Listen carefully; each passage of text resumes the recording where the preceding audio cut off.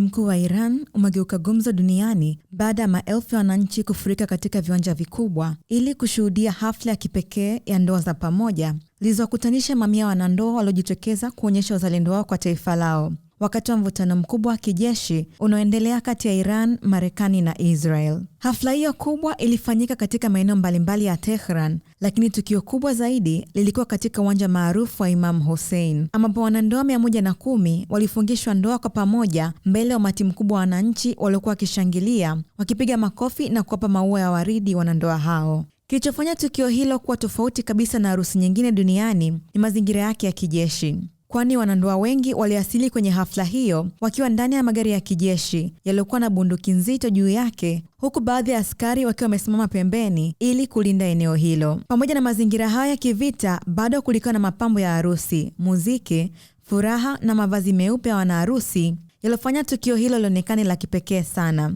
Sherehe hizo zilirushwa mubashara kwenye televisheni ya taifa la Iran, ikiwa ni sehemu ya kampeni ya serikali ya kuonyesha mshikamano na wananchi na kuhamasisha uzalendo wakati wa hali ya vita. Serikali ya Iran imekuwa ikisisitiza kuwa wananchi wake wako tayari kujitolea kwa ajili ya kulinda taifa lao dhidi ya mashambulizi yoyote kutoka Marekani ama Israeli. Kwa mujibu wa vyombo vya habari vya Iran, wanandoa hao walikuwa sehemu ya mpango maalum unaoitwa kujitoa mhanga, ambapo wananchi walijiandikisha kuonyesha kuwa wako tayari kuweka maisha yao rehani kwa ajili ya nchi yao ikiwa vita vitaendelea ama kuongezeka zaidi.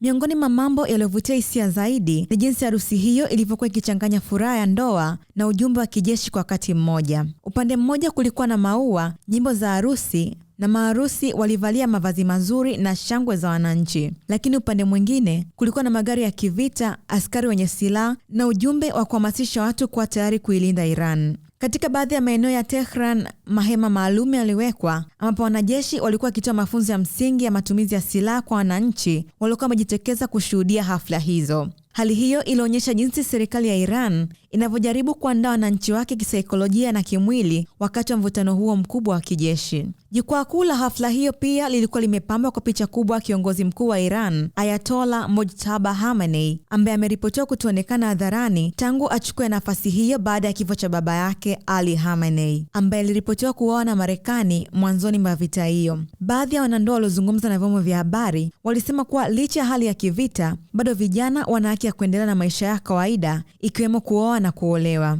Wengine walisema wamefurahia kushiriki hafla hiyo kwa sababu wanaamini ni njia ya kuonyesha mshikamano wao kwa taifa lao katika kipindi hicho kigumu. Tangu kuanza kwa mvutano huo wa kijeshi, Iran imekuwa ikiandaa mikusanyiko mikubwa ya kuunga mkono serikali, huku maelfu ya wananchi wakijitokeza mitaani ili kuonyesha uungwaji mkono kwa viongozi wa nchi hiyo na kuhamasisha kuwa tayari kuilinda Iran wakati wowote.